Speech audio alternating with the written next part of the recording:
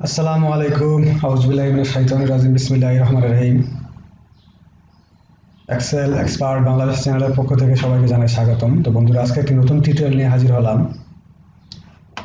আজকে আমার টিউটোরিয়ালের টাইটেল হলো শর্ট লেফট টু রাইট।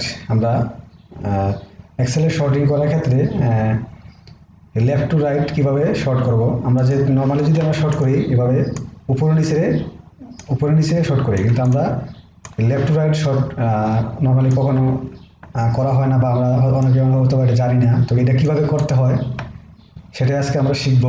তো তো যারা আমার চ্যানেলটা এখানে সাবস্ক্রাইব করেন, অবশ্যই চ্যানেলটা সাবস্ক্রাইব করে সঙ্গে থাকবেন এরকম মজার টিউটোরিয়াল দেখার জন্য। তো কথা না বাড়িয়ে আমি সরাসরি চলে যাচ্ছি আমার লেফট টু রাইট শর্টিংয়ে, এটা একটা অ্যাডভান্স শর্টিংয়ের একটা ফিচার। তো চলুন আমরা চলে যাই আমার লেফট টু রাইট অ্যাডভান্স শর্টিংয়ে। তো প্রথমে লেফট টু রাইট শর্ট করার জন্য আমরা এই ডাটাটাকে নিচ থেকে একদম উপরে পর্যন্ত এই পর্যন্ত সিলেক্ট করলাম। আমার বাম পাশের অংশটা এটা ফিক্স থাকবে, এটা চেঞ্জ হবে না, শুধু এটা চেঞ্জ হবে। ডাটা মেনু থেকে শর্টিংয়ে গেলাম, শর্টিংয়ে চলে গেলাম।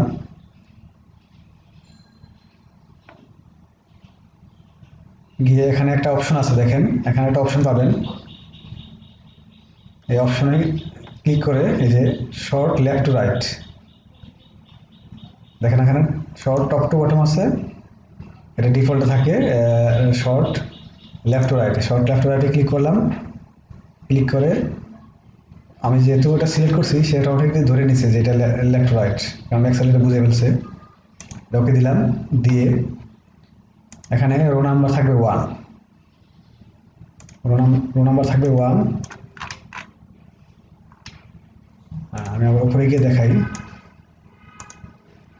রো নাম্বার থাকবে 1, কারণ দেখেন আমি এক নাম্বারের ঘরটাকেই কিন্তু আমি শর্ট দিচ্ছি। দেখেন রো নাম্বার 1 দিকে এখানে এ টু জেড, মানে প্রথম যেটা এ টু জেড এ অনুযায়ী অক্ষর অনুযায়ী সেটাকে শর্ট করবে। দিয়ে আমি ওকে দিলাম। দেখেন সে কিন্তু এ তারপরে বি সি ডি এভাবে করে ফেলছে। যদি আমি আবার জেড টু এ দিই, দেখেন আগে সে জেডের সিরিয়াল অনুযায়ী সে চেঞ্জ করে দেবে। দেখেন আগে এস, তারপর P M L L H D C B A. দেখেন আমরা শিখে গেলাম বন্ধুরা আজকে কিভাবে লেফট টু রাইটের শর্ট করতে হয়। তো এরকম আর ভালো ভালো টিউটোরিয়াল দেখার জন্য আমার সঙ্গেই থাকুন এবং সাবস্ক্রাইব করে সঙ্গে থাকুন। তো আজকের মতো এখানে শেষ করলাম। আল্লাহ হাফেজ।